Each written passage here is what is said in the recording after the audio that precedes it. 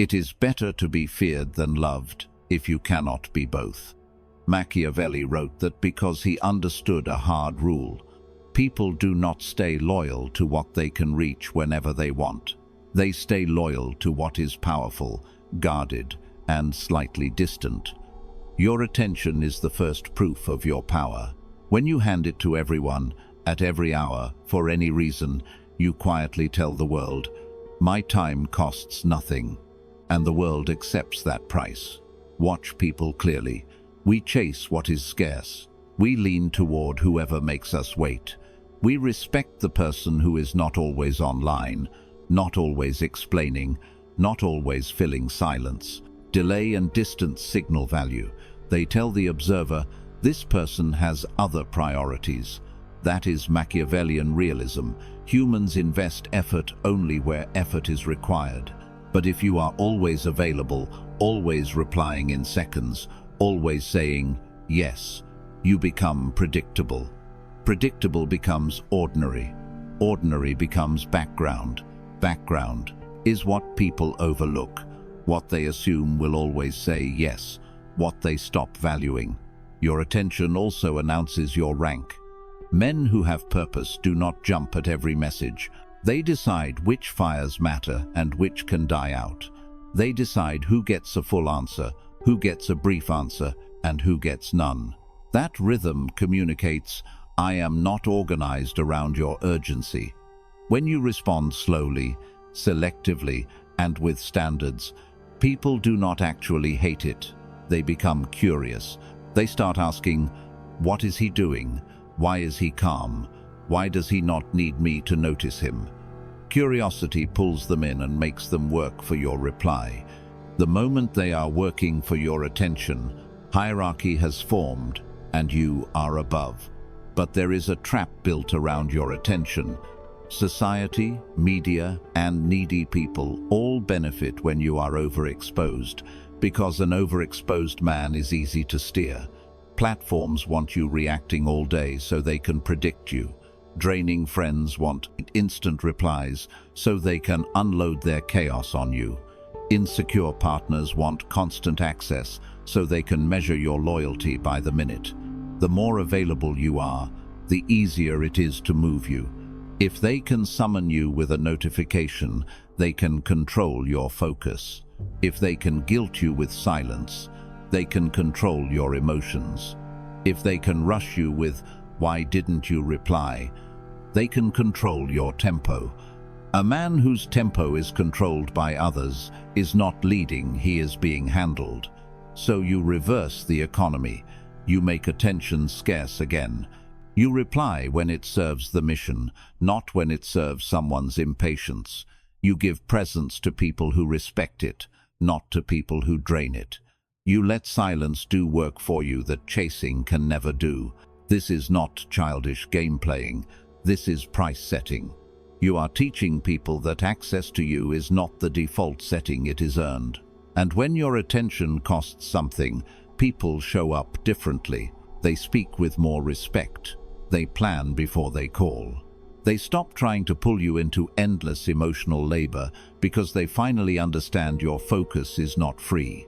Guarding your attention is not cruelty, it is sovereignty over the currency of control. Give it away freely, and you will live reactively, pulled by whoever is loudest. Guard it wisely, and you will live chosen, moving only when it serves your purpose. That is the stance Machiavelli would tell a prince to keep. Protect your attention and power will follow.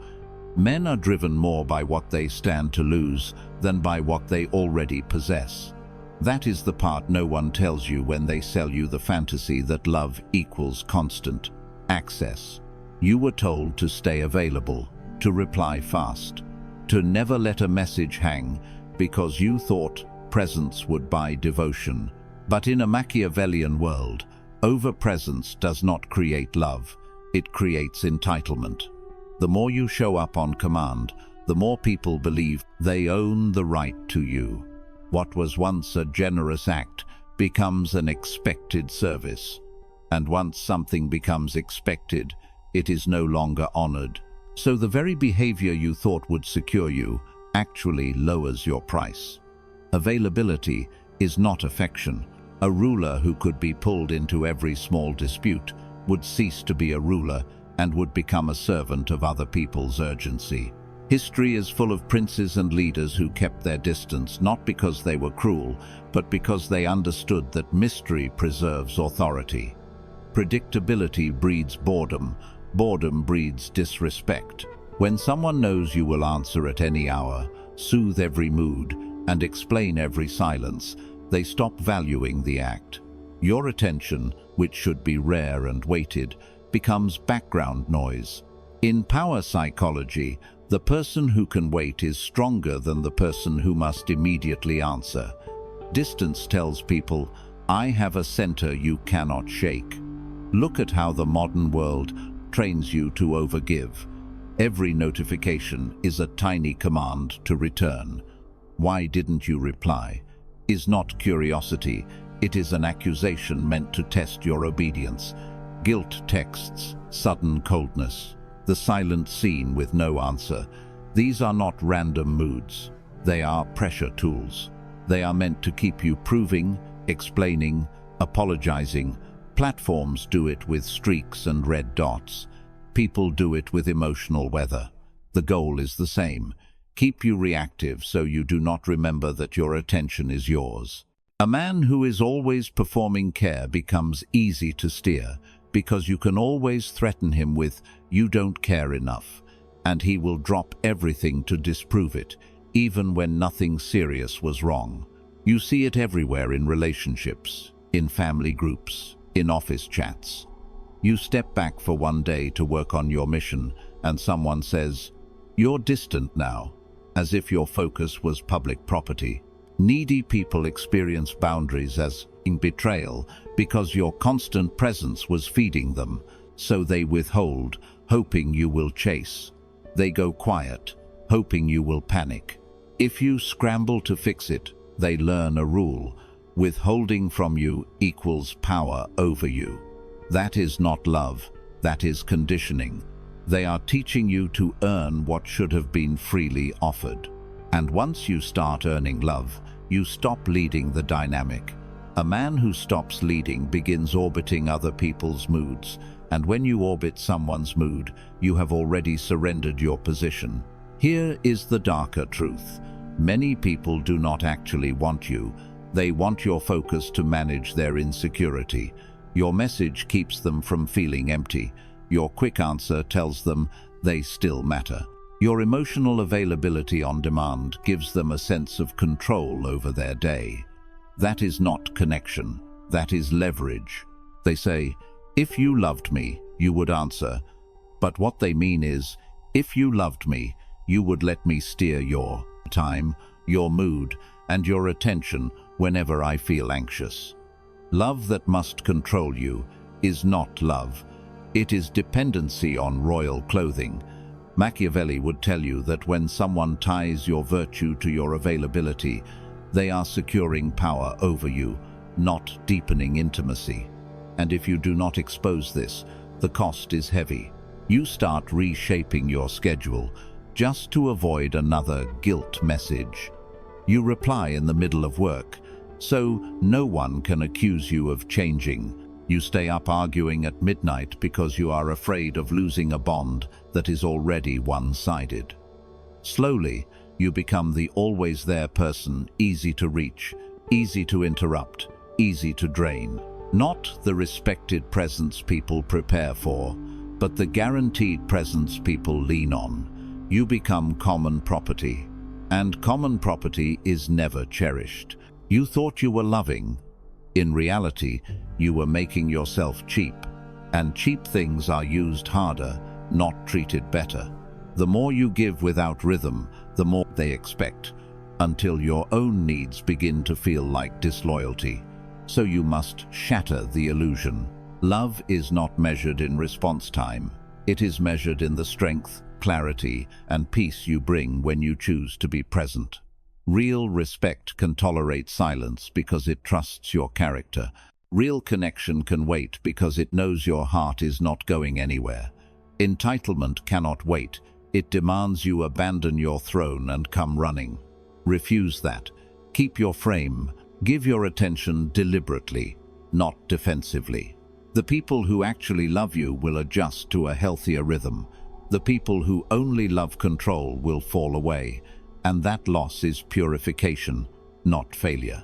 You will notice that conversations become calmer, requests become clearer, and the people who remain begin to speak to you with the honor reserved for someone who values himself. Withdraw from false love so real devotion can find you. Men judge generally more by the eye than by the hand, Machiavelli observed, and the same is true of your neediness. People see it before you even speak. You think you are being kind, responsive, loyal, but to someone trained to read weakness, what they see is hunger.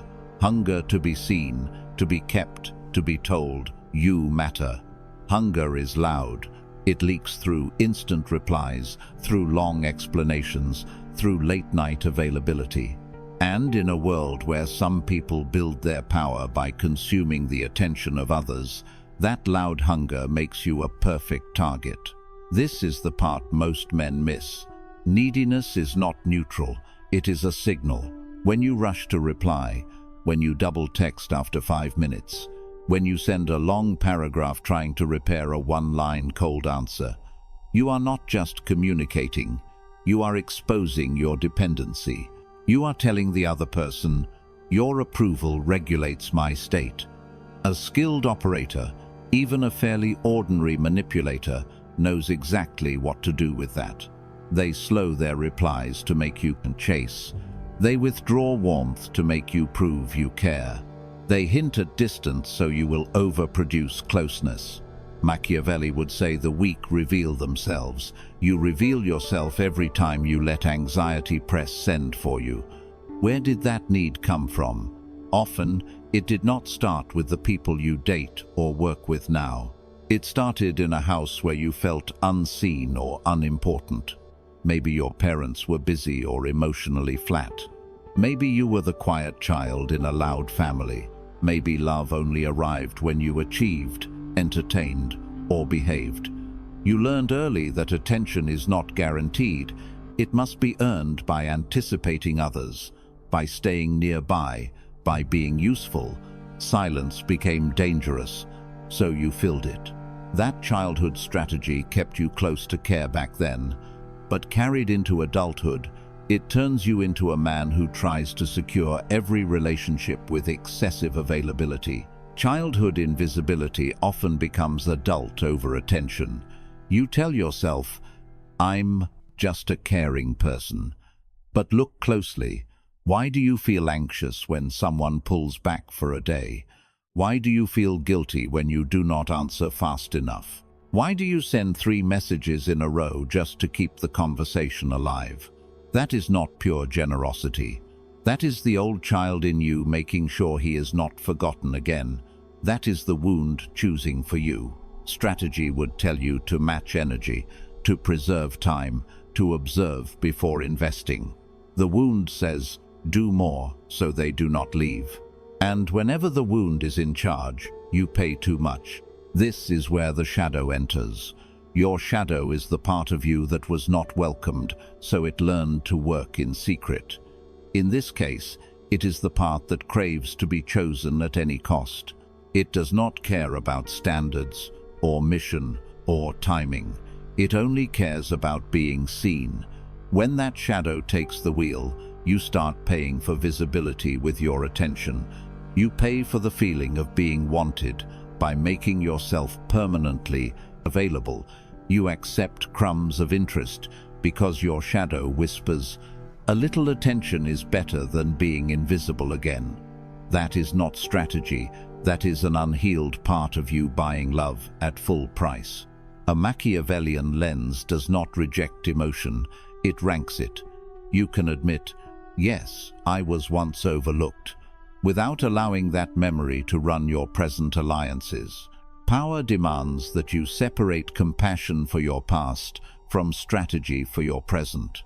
If you do not, every charming person with unstable attention will own you. They will sense your old hunger and feed it just enough to keep you orbiting. One compliment, 2 days of silence. One intimate call, then public indifference. You will stay because you are not chasing them. You are chasing the feeling of finally being chosen. That is how wounds make decisions without asking you. So you must do the ruthless thing. You name the pattern.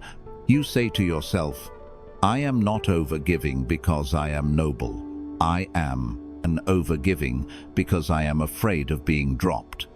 Once you name it, it loses part of its authority. Then you rebuild your rules. Access to you is earned, not assumed. You do not answer in panic. You answer in calm.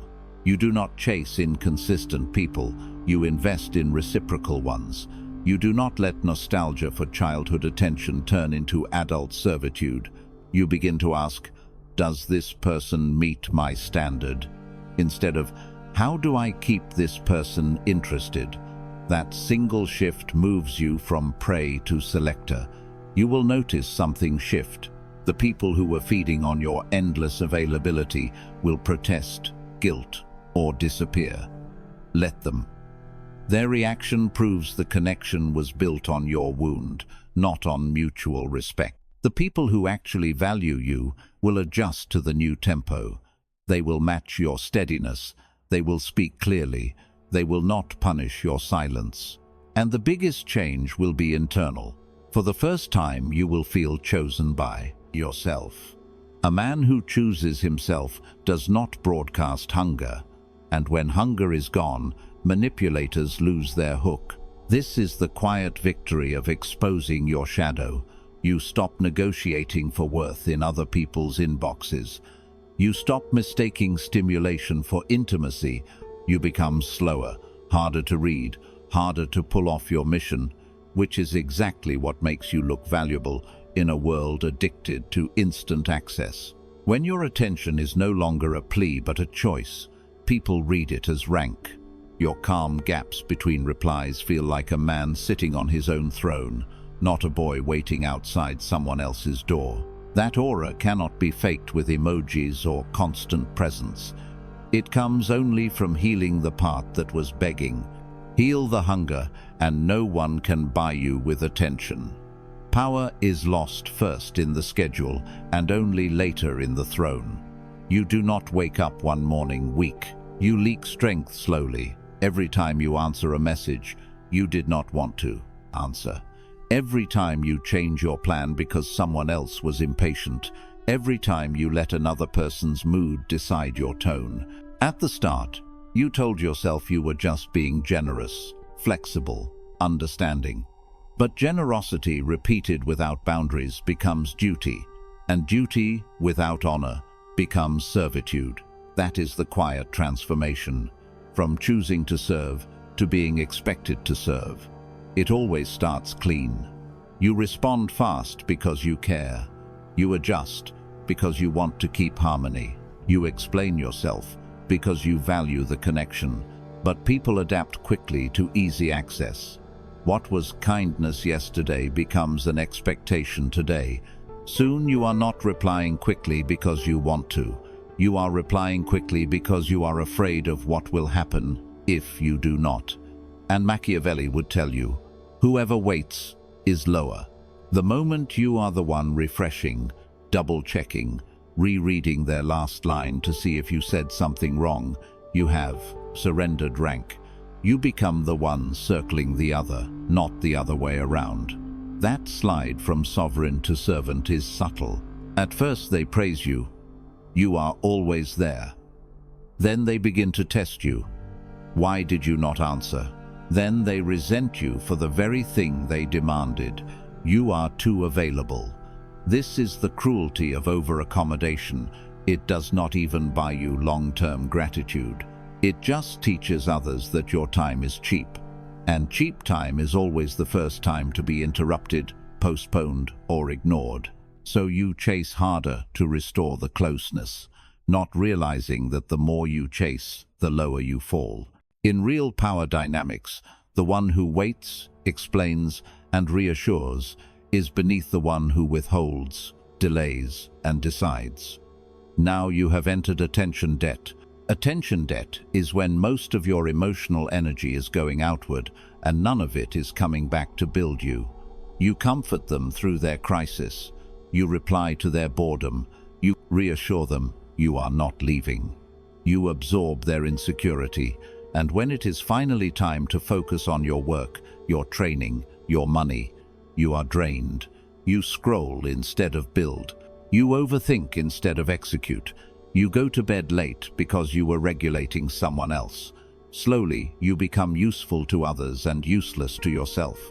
Your mission starves while their moods are fed.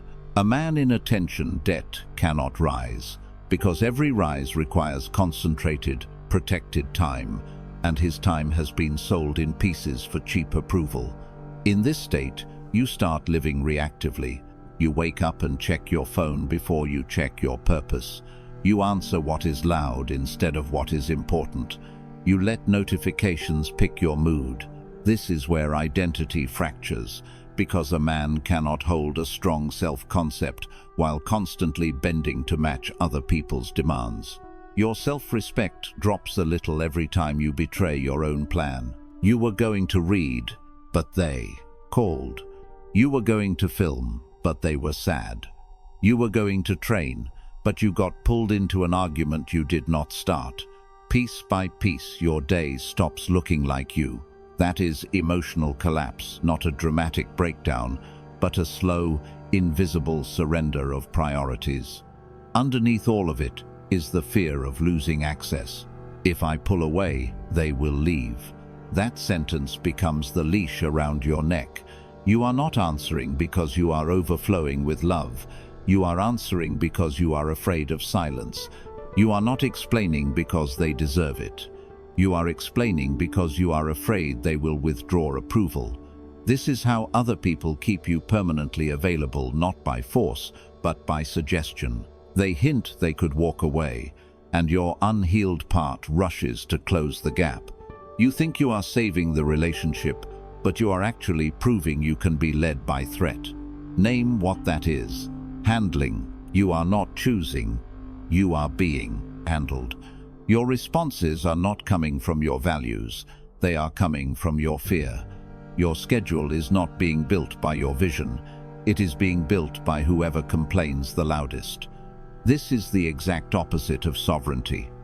A sovereign may choose to be generous, but he can also choose to be unavailable, and neither choice threatens his position.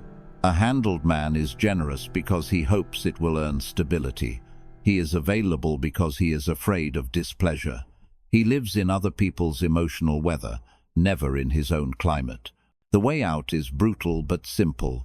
You must let some connections test themselves without your overgiving.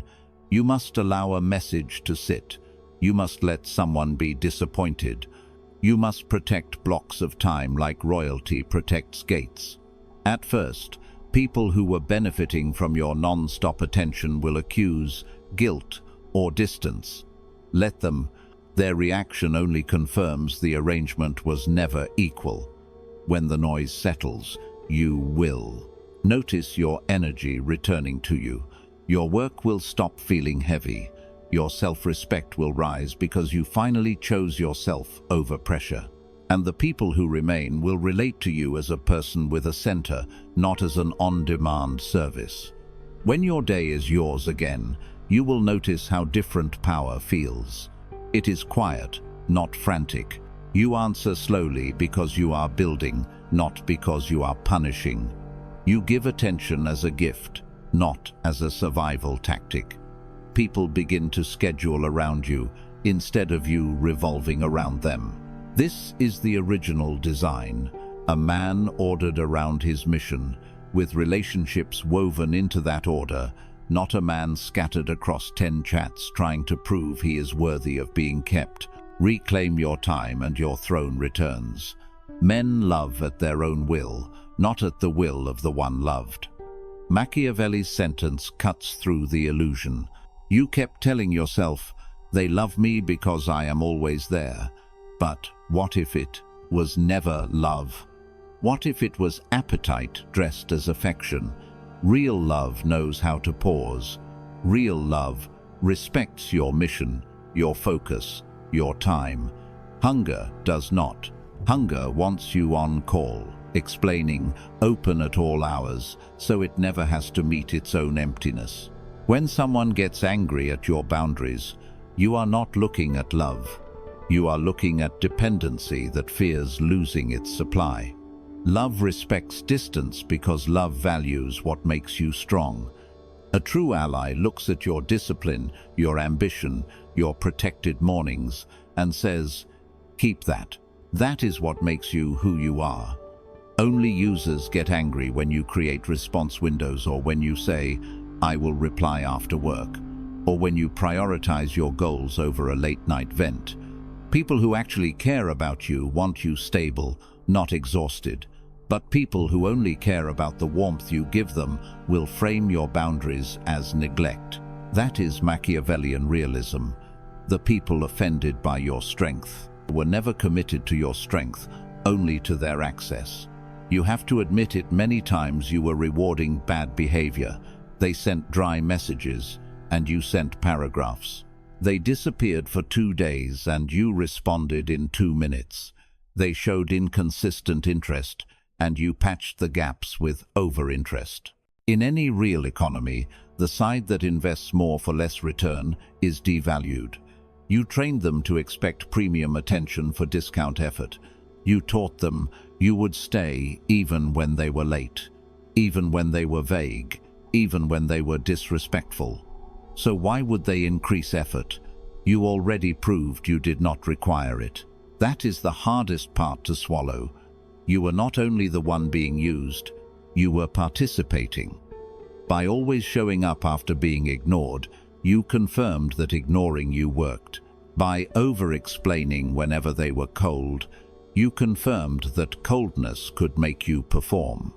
By chasing when they pulled back, you confirmed they did not need to make you feel secure. You would secure yourself and return anyway. You were telling them, "You can give me less, and I will compensate." That is not romance. That is a lopsided market. It was attention for validation, not heart for heart. Once you see that, the spell breaks. So you reframe it. It was never love. It was accessible. It was controlled. It was them using your fear of losing them to keep you emotionally paying. When you see it like that, your guilt about boundaries dies, because you realize, if it had been love, it would have made room for your boundaries. Love says, "I can wait." Hunger says, "Prove it now." Love says, "Handle your business." Hunger says, "Why didn't you pick it up?" Love says, "I respect your rhythm." Hunger says, "Your rhythm must match mine." Love moves with you.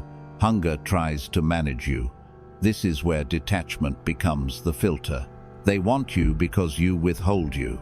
The mystery, the distance, the sense that you are not immediately accessible, that is what made them lean in at the start. You were valuable precisely because you were not yet conquered. But the moment you made yourself too available, the same people who were fascinated by you started treating you like background noise. So you reverse it. You become selective again. You decide who gets a quick reply, who gets a thoughtful reply, and who gets no reply. You let time and silence test motives. People who wanted to feed will fall away. People who wanted to build will stay. Watch what happens when you do. The wrong ones, the ones who needed to feed every day, will call you cold, changed, distant. Let them leave. Their leaving only proves they were there for consumption, not for communion. But the right ones, the ones who actually see your value, will step forward. They will match your calm. They will mirror your effort. They will not punish your silence because they trust your presence. Detachment did not kill love. It revealed it. This reframing frees you. You stop asking, "Why wasn't I enough?" And you start stating, "My attention is not free." You stop performing care to keep unstable people, and you start investing care in people who earn it. You stop imagining that love is frantic, constant, panicked communication, and you start seeing that real connection can breathe. You become a man whose value is defined by his mission and presence, not by how quickly he can be summoned. And from that posture, every relationship you keep will have to meet you in strength, not in need. Call it appetite and walk away. A prince who cannot rule himself cannot rule his court. You have seen what happens when your hunger runs you. You chase, you explain, you monitor your phone like a servant, and people learn they can summon you. So now we turn it around. Power begins the second. You admit, I liked being needed. Say it clearly. You liked being the hero in other people's stories. You liked the fast replies, the urgent calls, the late night, I need you messages. That attention felt like proof that you mattered, so you kept supplying it. But anything you must keep supplying to feel worthy is not power. It is dependence dressed up as kindness. You confront the need to be liked by dragging it into daylight. Ask yourself, if no one praised me for being available, would I still be this available? If no one got upset when I was slow, would I still rush? If I did not fear being forgotten, would I still keep dead conversations alive?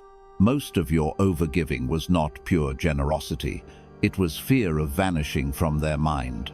That fear made you easy to steer. A sovereign man does not audition for connection. He presents his value and allows others to qualify themselves. Once you own, I enjoyed being needed, you can finally decide when to be needed and when to be unavailable. Now you build the structure that protects you. Machiavellian power is not about being cold for sport. It is about being so organized that no one can harvest you again. Install attention rules. First rule, delayed responses. You do not answer instantly unless it is truly mission critical. Instant access teaches people you have no gate. Even a short intentional delay communicates, I was doing something of value. Second rule, mission first mornings. Your first hour or two belong to your work, your body, your money, your skill, not to other people's wandering emotions. Third rule, no explaining your silence. A prince does not send novels about why he was busy. Silence is self-explanatory to people who respect you. Fourth rule, tiered access. Not everyone gets you instantly. The inner circle gets faster responses. Allies get reasonable responses. Strangers and inconsistent people wait. Fifth rule, reward only respectful communication. When someone speaks with clarity and honor, you lean in. When someone guilts, rushes, or disrespects, you slow down. Your time is now moving through lanes, not spilling on the floor. Add a sixth rule if you must. No emotional conversations over text late at night. Nighttime is when loneliness speaks loudest and standards are lowest. Tell people, we can talk tomorrow. That single boundary will save you hours of repairing feelings you did not break. Also remove non-essential notifications. A prince is not paged by every app. You decide when to enter the arena, not the other way around. These rules do not make you arrogant, they make you legible. People know how to deal with you because you are consistent. They see that you are not ghosting, you are operating by design. And that design keeps you from sliding back into old wounds. Every time you follow your rule instead of your anxiety, you rewrite your identity from I must keep them to I must keep my frame. You start to feel time become yours again. You notice you can think without checking your phone. You notice you can work longer. You notice you are calmer when someone is slow to reply. The ache that used to make you overgive loses volume because you have proof that your world continues even when someone is not validating you. Now we move from defense to projection. Power is not only the ability to say no, it is the ability to make your eyes rare and memorable. You project value through scarcity. A man who is always posting, always replying, always proving, looks light. A man who appears intentionally, speaks clearly, and then returns to his mission looks heavy. Selective presence makes people wonder what you are doing. Clean silence makes them examine their own tone. Occasional high-quality engagement, a thoughtful voice note, a focused call, an in-person meeting where you are fully present makes people realize your attention is worth waiting for. Discipline in presence creates desire. People chase what they cannot easily schedule. Scarcity can also live in how you show up publicly. You do not comment on everything. You do not tell your whole story to strangers. You drop signals of purpose, a project finished, a trip taken, a discipline maintained, and then you step back. People begin to understand. This man has a life running. He is not waiting for entertainment in the chat. That perception alone raises your value more than any paragraph of self-promotion ever could. Your distance becomes your crown. When you are not over-explaining, you become a mirror. Others see their entitlement. When you are not rushing to fix, they see their instability. Some will walk away because you will not fuel their chaos. That is good. Scarcity is the filter that separates real allies from emotional consumers. Your calm gaps between replies say, "I am building something." Your steady tone says, "I regulate myself." Your refusal to be moved by guilt says, "My heart is open, but my gates are locked." This is the posture that makes people treat your time like royal time. This is the aim: confront the inner hunger so it stops leaking. Build external rules so no one can drain you again. And then let your controlled presence signal power to the world. You will still give attention, but now it will be strategic. You will still care, but now it will be filtered. You will still love, but now it will be from a throne, not from the floor. And the people who stay will be the ones who can love a man they cannot overrun. Master your hunger, and your presence will rule. Peace belongs to the man who cannot be moved cheaply. You did not come all this way to become cold or distant for sport. You came here to stop being pulled like a puppet by every tone, every delay, every mood that was never yours. The real aim of guarding your attention is not isolation, it is order. When access to you is controlled, your inner world quiets. You no longer wake up in someone else's storm, you wake up in your own climate. Peace is what happens when your phone is no longer the master of your nervous system.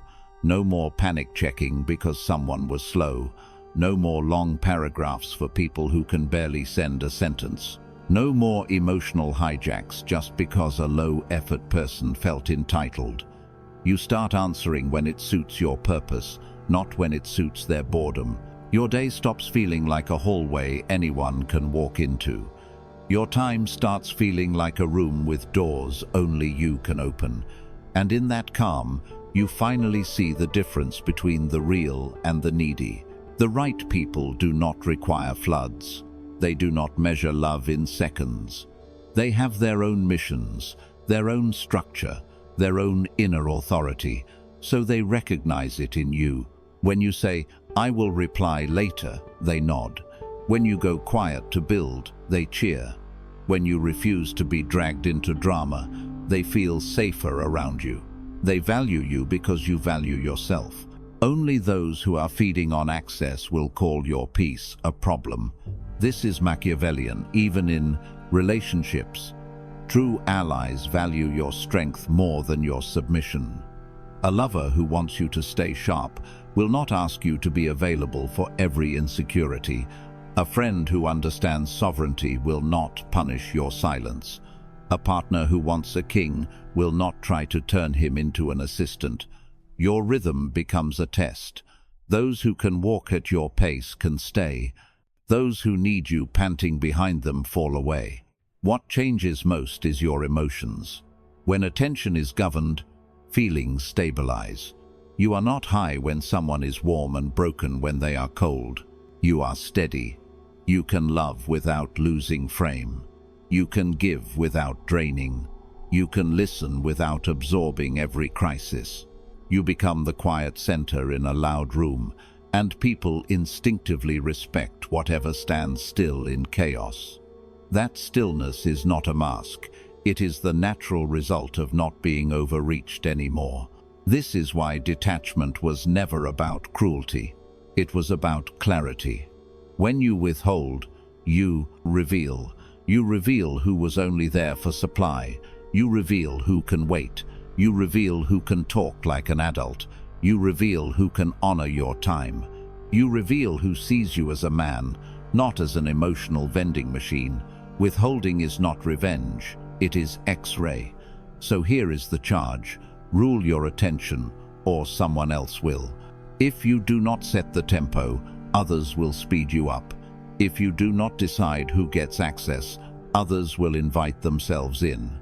If you do not tell your emotions where to rest, they will rest in whoever texts next. Power refuses that. Power says, "My focus is for what I am building. You may enter, but not invade." Withhold to reveal the truth.